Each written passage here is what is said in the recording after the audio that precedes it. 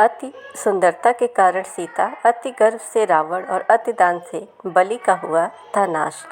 आचार्य चाणक्य के विचार सर्वकालीन उपयोगी हैं। आज हमने चाणक्य नीति का जो श्लोक चुना है वह ऐसा जीवन मंत्र है जिसे हमेशा गांठ बांधकर रखना चाहिए। यह श्लोक का मूल संदेश है कि अधिक अच्छाई भी ठीक नहीं। अति सुंदरता के कारण सीता हरी गई, अति गर्व से रावण मारा गया, बहुत दान देकर बलि को बंधना पड़ा। इस हेतु अति सर्वदा वर्जनीय है। भारतीय नीति चिंतन का सबसे संक्षिप्त, सबसे गहरा और सबसे सर्वकालीन सिद्धांत प्रस्तुत करता है। अति हमेशा विनाशकारी होती है। 3 महाकथाओं के 3 महापात्रों के उदाहरण देकर यह श्लोक सिद्ध करता है कि जब कोई भी गुण, शक्ति या भाव अपनी सीमा लांघता है तो वही उसके पतन का कारण बन जाता है। यहाँ विशेष ध्यान देने योग्य बात यह है कि तीनों उदाहरण में दोष किसी बुराई में नहीं बल्कि एक गुण या शक्ति की अतिरेकता में है। 1. सीता, अति रूप की त्रासदी। सीता भारतीय वाङ्मय की सर्वाधिक पवित्र और आदर्श नारी हैं। उनका सौंदर्य उनका दोष नहीं था, किंतु उस असाधारण सौंदर्य ने ही रावण की दृष्टि को आकृष्ट किया और अपहरण की घटना को जन्म दिया। आचार्य चाणक्य यहाँ सीता को दोष नहीं दे रहे हैं, वह यह रेखांकित कर रहे हैं कि जो भी भाव असाधारण रूप से प्रकट होता है वह अनायास ही विपदा को आमंत्रित करता है। सामाजिक संदर्भ में यह सत्य आज भी उतना ही प्रासंगिक है। जो व्यक्ति अपनी संपत्ति, सौंदर्य या किसी भी विशेषता का अनावश्यक प्रदर्शन करता है वह अनजाने में ईर्ष्या, लोभ और शत्रुता को निमंत्रण देता है। विवेकशील जीवन यह मांगता है कि हम अपनी विशेषताओं को पहचानें परंतु उनका अतिरिक्त प्रदर्शन ना करें। 2. रावण, अति गर्व का पतन। रावण शायद भारतीय साहित्य का सबसे जटिल पात्र है। वह महापंडित था, शिव भक्त था, असाधारण योद्धा था, कुशल शासक था, किंतु यही असाधारण क्षमताएं उसके अहंकार की जड़ बनी। जो व्यक्ति सब कुछ जानता हो, सब कुछ कर सकता हो, उसे यह भ्रम हो जाता है कि वह अजेय है। यह नियम उस पर लागू नहीं होते। रावण का गर्व इतना प्रबल था कि उसने विभीषण की उचित सलाह को भी अपमान समझकर ठुकरा दिया।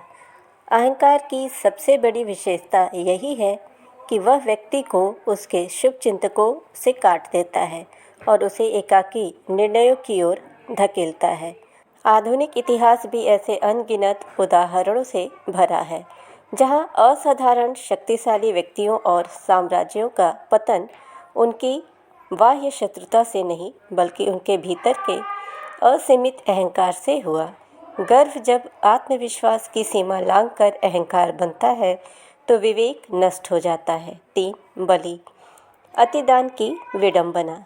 राजा बलि की कथा सबसे सूक्ष्म और दार्शनिक रूप से सबसे समृद्ध है। बलि का दान उनका सर्वश्रेष्ठ गुण था, किंतु जब वामन ने 3 पग भूमि मांगी तब बलि ने अपने गुरु शुक्राचार्य की चेतावनी को भी अनसुना करके दान दे दिया। यहाँ दान बुरा नहीं था, किंतु उस क्षण विवेक को तिलांजलि देकर किया गया असीमित दान उनके बंधन का कारण बना। यह उदाहरण बताता है कि कोई भी सद्गुण, दान, करुणा, क्षमता, उदारता जब विवेक शून्य होकर अतिरेक में चला जाता है तो वह शक्ति नहीं दुर्बलता बन जाती है। समाज में ऐसे अनगिनत लोग हैं जो अत्यधिक उदारता के कारण स्वयं को कष्ट में डाल लेते हैं, परिवार की उपेक्षा करके दूसरों की सहायता करते हैं, अपने सामर्थ्य से परे जाकर वचन देते हैं। इन तीनों उदाहरणों से एक सूत्र निकलता है, संतुलन की जीवन का सर्वोच्च नियम। यह श्लोक न तो सौंदर्य का विरोध करता है, न आत्मसम्मान का, न दानशीलता का। यह केवल अतिरेक का विरोध करता है। यूनानी दर्शन में अरस्तु ने गोल्डन मीन यानी मध्य मार्ग को सर्वोत्तम बताया था। भारतीय दर्शन में बुद्ध ने मध्यम प्रतिपदा को मोक्ष का मार्ग कहा। यह श्लोक हमें एक व्यवहारिक और गहरा संदेश देता है।